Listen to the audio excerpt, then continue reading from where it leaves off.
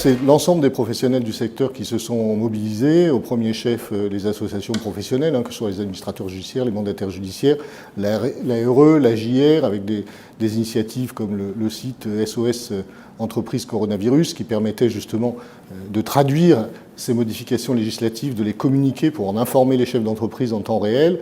Mobilisation exceptionnelle aussi des tribunaux de commerce.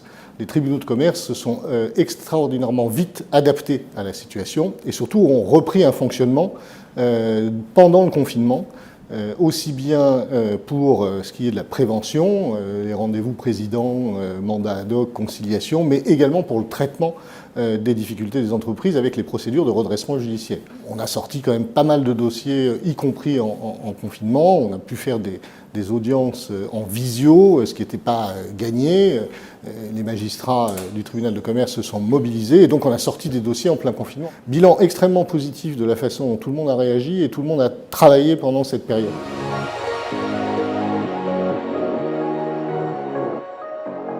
L'activité actuelle, elle est extrêmement soutenue et j'entends dire ici et là que finalement il y a moins de procédures collectives que l'année dernière, les chefs d'entreprise saisissent moins les tribunaux que l'année dernière. C'est un peu un trompe-l'œil parce que on a quand même des signaux assez inquiétants. Premier signal, on a eu quand même au cours du dernier trimestre 52 entreprises de plus de 100 salariés qui ont fait l'objet de procédures de redressement ou de liquidation.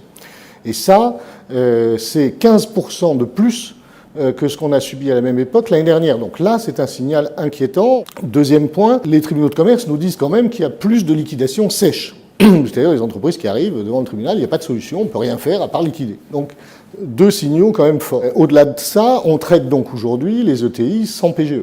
Enfin, il y a même des dossiers où, ayant eu le PGE, l'activité ne reprenant pas, on est obligé de traiter le sujet. Europcar, 220 millions d'euros de PGE, malheureusement, une restructuration de dette devenue inévitable aujourd'hui. L'essentiel aujourd'hui de l'activité, c'est de dire aux chefs d'entreprise, prévention, prévention, prévention. N'hésitez pas à pousser la porte du tribunal avant que les difficultés ne soient trop importantes. On a des outils, on a des intervenants qui peuvent vous aider et qui peuvent régler les difficultés avant qu'elles ne deviennent trop graves.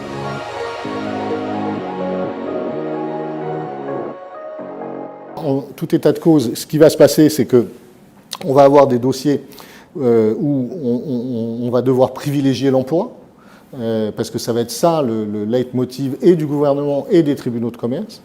On va aller sur des procédures, donc des process le plus court possible, le plus de prépac possible, prépac session, prépac continuation comme SFA, etc. Mais encore une fois, dans un objectif de préservation d'emploi, donc beaucoup de sessions. Et là, on a un dispositif législatif dont il est prévu la modification et qui est un bon dispositif, mais j'entends ici ou là qu'on remettrait en cause le plan de cession à soi-même, qui est quand même une bonne arme, même si elle a été beaucoup décriée ces derniers temps.